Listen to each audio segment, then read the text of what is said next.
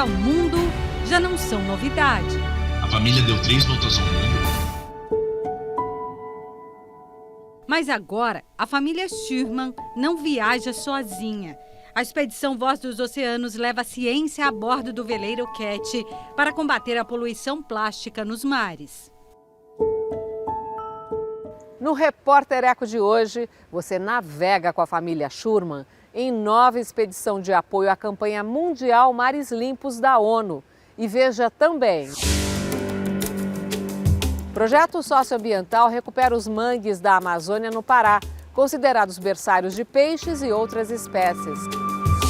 Conheça a técnica de plantio em mosaico que tenta imitar a natureza para proteger a flora e a fauna.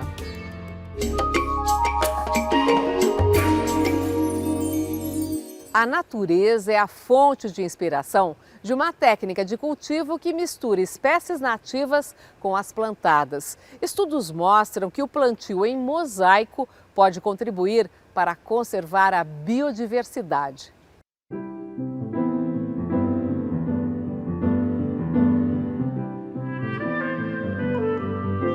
O passeio tranquilo do veado. Flora e fauna nativas, dividindo espaço com a floresta plantada. O plantio em mosaico é uma técnica de manejo sustentável. Alterna florestas nativas com as plantadas para fins econômicos. Concilia, assim, as necessidades sociais com a preservação ambiental. O plantio em mosaico, ele favorece o equilíbrio desse ecossistema, promovendo corredores entre as áreas que estão sendo antropizadas com as áreas nativas, com a vegetação nativa do ecossistema. O segredo da técnica de cultivo é tentar copiar o que a natureza já faz por excelência. Uma floresta é um mosaico. Quando a gente pensa numa floresta nativa, ela é um mosaico. Uma outra escala, porque cada árvore ela tem um tamanho, uma espécie, uma característica. Ela traz frutos numa época do ano, ela floresce numa outra época. Então, tudo isso em conjunto é um mosaico. Quando a gente olha uma floresta nativa, parece que ela está estática, parece que ela não se movimenta, parece que ela é uma coisa só parada, mas não, ela é muito dinâmica, na verdade, ela é um mosaico vivo. O assunto virou tema dos estudos do professor da Universidade de São Paulo, Silvio Ferraz. Nós trabalhamos mais com florestas plantadas, que também é uma atividade de produção, né? E mostrando que a presença dessas reservas entremeadas, né, formando um mosaico mesmo com as áreas de produção, reduz, por exemplo, a incidência de formigas, que é uma grande praga no setor florestal, né? Um inseto que realmente ele dificulta muito a produção e exige todo um manejo. Então, isso é um benefício enorme, né, que muitas vezes não é contabilizado. Então, sim, esse equilíbrio que a gente fala de água, de biodiversidade, até mesmo de doença, de praga, ou seja, nós estamos reduzindo riscos quando a gente ocupa com tanta intensidade o uso do solo, né, o solo, e deixando, por exemplo, esses elementos reguladores. Em 17 municípios dos estados do Paraná e Santa Catarina, a madeira é usada para produzir celulose. Olhando de cima, dá para ver o verde dos pinos e eucaliptos se misturando à Mata Atlântica. Olhando de baixo, os pesquisadores descobriram muito mais. Já tem quase 2 décadas que nós fazemos monitoramento de fauna e flora anualmente. A gente vê ano a ano a possibilidade de identificação de uma nova espécie. Nós já identificamos quase 600 espécies de animais e plantas. Dentre essas espécies, nós temos 33 espécies que estão na lista de espécies ameaçadas de extinção. Nós temos 102 espécies endêmicas na Mata Atlântica. Ou seja, estes indicadores, primeiro, comprovam que a nossa base, ela representa toda a cadeia alimentar. E, além disso, demonstra que o manejo florestal que nós adotamos, ele tem favorecido o equilíbrio. Com Com a ajuda de armadilhas fotográficas instaladas no meio da mata, ficou claro que a onça-parda anda por ali. E as iraras também. Mesmo quando o pinus e o eucalipto são retirados, 50% da vegetação são mantidos, para assegurar a sobrevivência da fauna e os benefícios ambientais para a região. Além do plantio de mosaico, as outras práticas do manejo sustentável que, evidentemente, vão garantir conservação e preservação de recursos hídricos, de recursos edáficos, e esses recursos mantêm fauna e mantêm flora.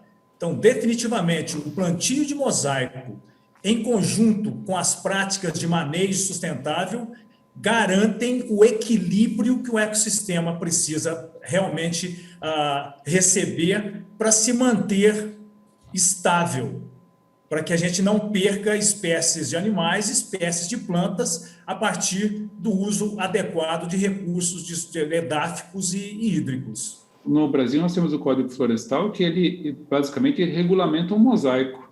Nós temos as áreas de preservação permanente, que são em torno de córregos, as reservas legais. Isso compõe, em média, 20% a 30% das propriedades. Ou seja, isso, ele, de uma certa forma, ele obriga a ter um mosaico. Então, se 30% da área fosse vegetação nativa, nós já teríamos um benefício enorme para a água. Isso já nos ajudaria muito a aumentar a vegetação nativa. Não em tudo, porque hoje a gente sabe, a gente tem que ocupar, a gente tem que produzir, a gente precisa do território para muitas outras finalidades, né? E já estão ocupados. Mas nós podemos aumentar essa cobertura, principalmente em regiões de abastecimento, para que a gente possa ter um maior equilíbrio, né? Essa maior regulação da água. Se isso for intercalado também com o mosaico no uso do solo agrícola, por exemplo, aí os benefícios vão ser muito maiores também.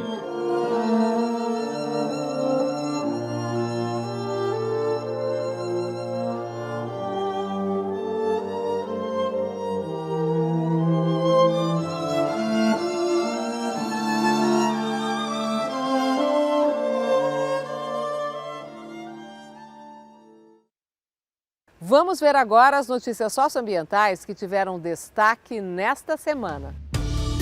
A humanidade esgota em apenas 7 meses os recursos biológicos que a Terra consegue regenerar em um ano. O dia da sobrecarga do planeta chegou mais cedo em 2021, em 29 de julho, 3 semanas antes do que o ano passado.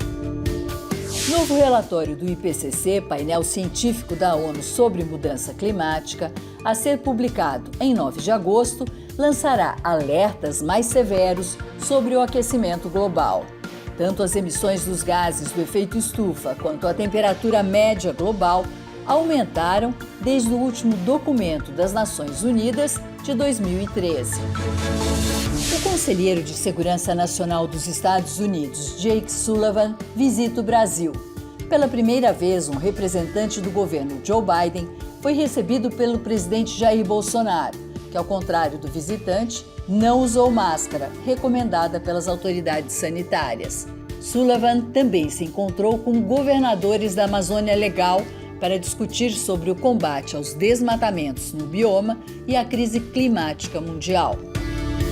O vice-presidente Hamilton Mourão admite que o Brasil não deverá cumprir meta que ele estabeleceu de reduzir em 10% o desmatamento da floresta amazônica. A queda ficará entre 4% e 5%, de acordo com Mourão, que preside o Conselho Nacional da Amazônia. Em julho, o bioma registrou quase 5 mil focos de queimadas, segundo o INPE, Instituto Nacional de Pesquisas Espaciais. Apesar do decreto, que proíbe desde 29 de junho, por 120 dias, o uso do fogo no território nacional. Em nova ameaça à preservação do meio ambiente, a Câmara dos Deputados aprova projeto de lei polêmico, que facilita a regularização de terras da União ocupadas. As terras públicas são muitas vezes invadidas por pessoas interessadas na posse sem direito e sem respeito às leis ambientais. Para ONGs como o Greenpeace, SOS Mata Atlântica e Amazon, o projeto da bancada ruralista é um retrocesso e incentiva a grilagem. Ambientalistas pedem ao Senado que rejeite a proposta. E veja logo mais aqui no Repórter Eco. Projeto Mangues da Amazônia recupera áreas do ecossistema considerado berçário da vida marinha.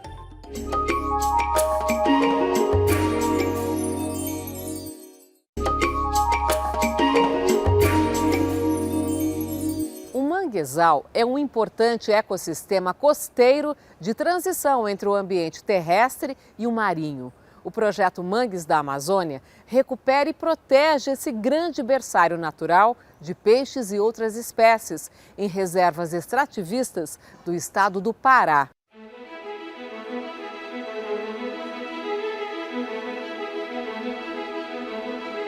A Amazônia tem uma das maiores faixas contínuas de manguezais do mundo. São quase 8.000 quilômetros quadrados, no litoral do Amapá, Pará e Maranhão. É este ecossistema cheio de árvores submersas e rico em caranguejos. No Pará, a equipe do projeto Mangues da Amazônia cultiva sementes para plantar em áreas degradadas. As ações são realizadas pelo Instituto Peabiru e a Associação Sarambuí, do município de Bragança, com apoio do Instituto de Estudos Costeiros da Universidade Federal do Pará, em reservas extrativistas da região.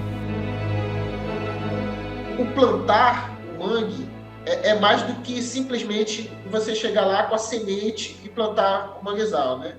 A gente está tentando justamente trazer a comunidade, né, para que elas se sintam pertencentes desse movimento. Ele tem um foco principal na recuperação e conservação dos manguezais. Assim que a pandemia permitir, a gente vai começar as capacitações também com eles, que são demandados por eles. Então, assim, o pescador de caranguejo ou o pescador normal, né, de peixe, ele quer aprender a mexer na rabeta dele, que é o motor do barquinho dele. Quebrou, ele tem que trazer para Bragança, gastar um dinheiro. Ele queria aprender a mexer. Aí a gente vai levar um professor para lá, ensinar ele, para que ele não tenha esse gasto, né? A gente não tem exatamente as maiores áreas degradadas dos manguezais no Brasil, mas nós já temos esse serviço como um serviço preventivo, né? Então, a ideia de recuperação dessas áreas, a ideia é de fazer propostas para manejo de dois problemas básicos que a gente tem na região, que é o corte do mangue branco, que é uma madeira que é utilizada para fazer os currais de pesca na região, e da sobrepesca do caranguejo-sá, que é um dos recursos mais importantes dos pescadores locais. O mangue é fundamental para a vida marinha, para o sustento de comunidades e até para o clima do planeta. Para crescer, a vegetação capta da atmosfera gases que intensificariam as mudanças climáticas. Todas as chamadas áreas úmidas, ou wetlands, né, como se fala, elas são importantes porque elas têm uma capacidade imensa de sequestro de carbono. O manguezal é uma dessas grandes áreas, né, ao redor do mundo, né? Ela tem a capacidade pelo menos 2 vezes mais do que uma floresta de terra firme. Porque boa parte, ou grande parte dessa concentração, ou desse estoque, né, desse sequestro, ele está de até 90%, 98%, 99% no solo do manguezal. O manguezal, ele é vida mesmo. Ele é, literalmente, ele é vida e ele salva muitas vidas. As pessoas vivem dali, o meio ambiente vive desse ambiente, porque as espécies de peixe, na sua grande maioria, serve como berçário o manguezal, então eles vão reproduzir o manguezal e retornam para o mar. A gente quer mostrar a real importância que o manguezal tem para a sociedade. Pelo menos 80% dos mangues da Amazônia estão em unidades de conservação, como parques ou reservas criadas para proteger a biodiversidade. Na teoria, eles estão protegidos por lei, mas na prática, segundo os pesquisadores, correm risco, estão ameaçados, porque os órgãos de fiscalização ou proteção ambiental não atuam como deveriam. Se a gente pensar que as instituições responsáveis por isso, como IBAMA e CMBio, não tem condições, né? Estão sendo retiradas as possibilidades de atuação da maneira mais correta, a gente está pensando que eu estou perdendo também a probabilidade de conservar através das unidades de conservação. O Brasil, recentemente, perdeu todos os seus investimentos em ciência, educação, tecnologia, inovação, etc. E perdendo cada vez mais. Então, a gente vai voltar a uma prática antiga, certamente, do investimento do exterior, né, onde a gente vivia dos projetos, dos editais do exterior.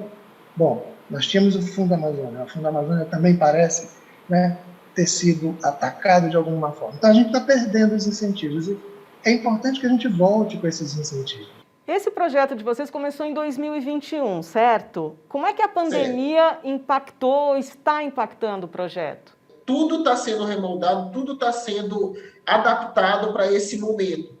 Né? Vai acontecer um curso que seria presencial, né? Hoje vai ser de forma online para os professores de Bragança, em termos da educação ambiental. E assim as nossas atividades vão acontecer. Né? Vamos trabalhar com criança, estamos remoldando para ver qual a criança pode ter acesso a uma internet, né? Um celular, que a gente possa fazer essa interação com as crianças. Que tipo de saberes tradicionais as comunidades trouxeram para enriquecer esse trabalho, junto com o saber científico de vocês? Eles apontam conhecimentos sobre o mangue, conhecimentos medicinais, conhecimentos que vai passando de pai para filho. Tudo isso serve como base de ações nossas. O caranguejo não pode ser pego no mês de agosto, setembro, outubro, porque ele está mole, ele está trocando a carapaça. Então, tudo isso serve de tomadas para que a gente faça nossas ações dentro do projeto. A gente precisa fazer com que as pessoas entendam melhor onde elas estão, por que elas estão lá e como elas devem viver nesses lugares. A gente precisa fazer com que as práticas, né, os saberes e os fazeres das comunidades sejam melhor tecnologicamente qualificados. Essas são minimamente as questões que vão levar para uma sustentabilidade em toda a região de Manguezal.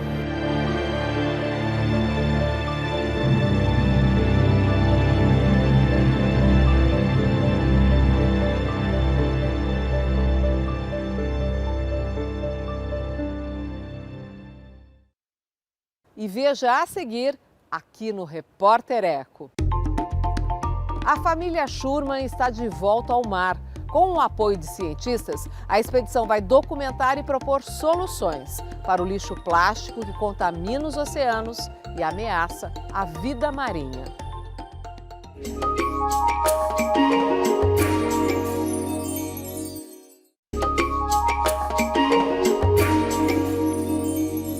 Depois de dar 3 voltas ao mundo em um veleiro, a família Schurman retorna ao mar.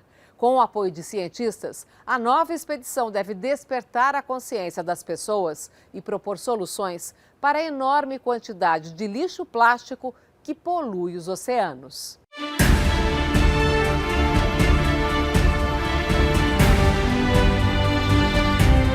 Voltas ao mundo já não são novidade. A família deu 3 voltas ao mundo.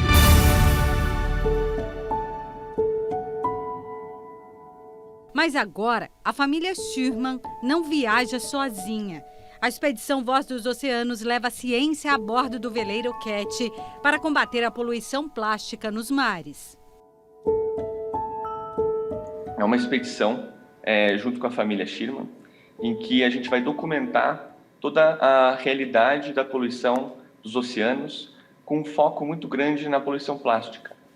E aí, com isso, a gente desenvolve uma metodologia científica específica para essa expedição, em que a gente consegue unir várias instituições científicas, vários pesquisadores, vários atores que promovem a defesa dos oceanos, e com isso, a partir dessa união, a gente consegue criar um banco de dados sobre os oceanos, bastante atualizado, com mais de 8 milhões de dados sobre os oceanos, e que fica à disposição da comunidade científica e do público em geral para a gente se educar e se aproximar dessa cultura oceânica, que é tão importante para essa defesa e a sustentabilidade tanto do clima quanto da nossa economia. Os oceanos que unem e separam ao mesmo tempo se estendem por 361 milhões de quilômetros quadrados, o que significa 71% da superfície do planeta, mas impactam até mesmo quem está muito longe do mar.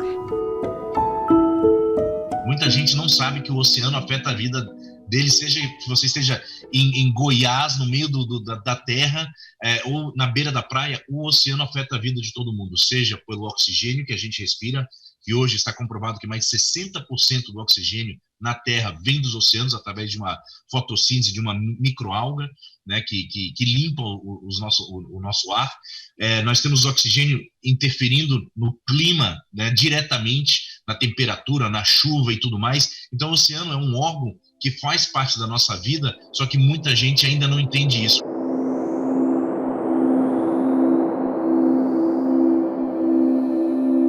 Os oceanos são conectados com nós. Nós temos uma grande porcentagem no corpo que é água, e isso realmente não é muito distante da realidade. A vida nasce nos oceanos e a gente, para se sustentar, precisa ter um oceano dentro, já que a gente quer ter essa independência da estrutura massiva de água.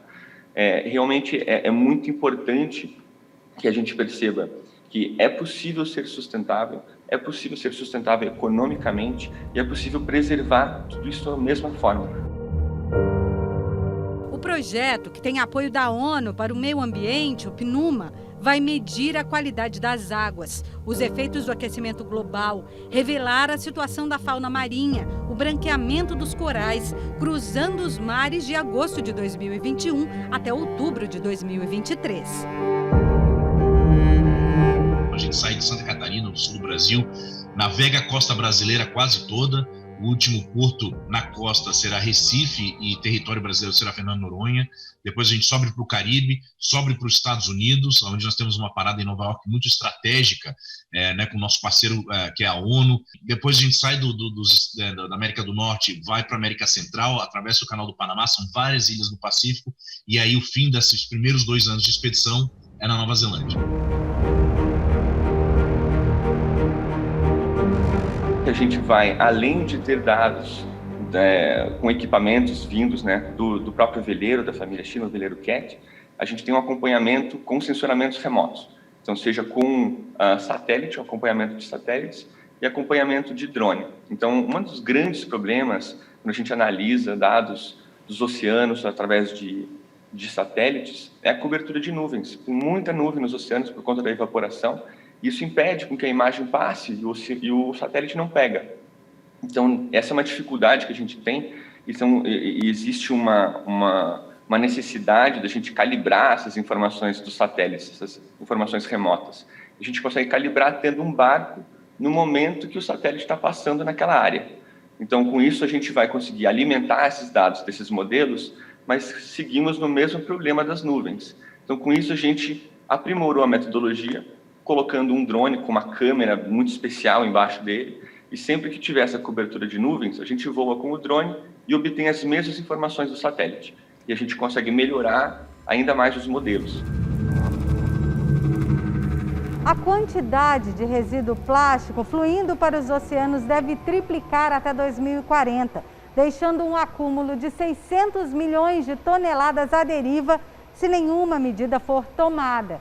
Para tentar evitar que o problema se agrave, o projeto pretende ainda formar o hub Voz dos Oceanos, uma rede global para proteger os mares, conectando pesquisadores, ambientalistas, empreendedores e governos. Esse é um dos grandes diferenciais dessa nossa expedição, é a democratização desses dados. A gente quer realmente expor isso num ambiente onde todo mundo tem acesso, seja o público leigo, que por mais que não tenha a formação técnico-científica para entender os dados, a gente tem, e a gente pode traduzir isso para uma linguagem mais fácil de ser compreendida. Então, esse hub a gente vai conseguir ter um aplicativo no celular que vai ter acesso, sabendo onde a embarcação está, quais são os parâmetros dos oceanos que a gente está coletando. É muito importante que a gente perceba, e que o mundo perceba, que os oceanos não são oceanos, é um oceano.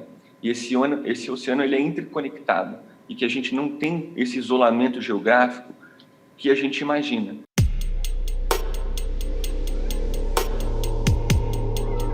os grandes temas no mundo, a gente só consegue mudar quando nós temos todas as camadas das sociedades alinhadas.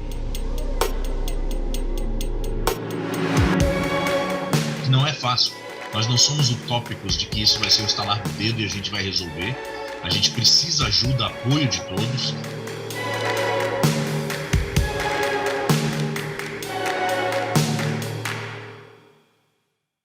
Boa viagem, família Schurman. E o Repórter Eco de hoje fica por aqui. A gente se encontra no próximo programa, com novos projetos, ações e pesquisas por um mundo melhor e mais digno para todos.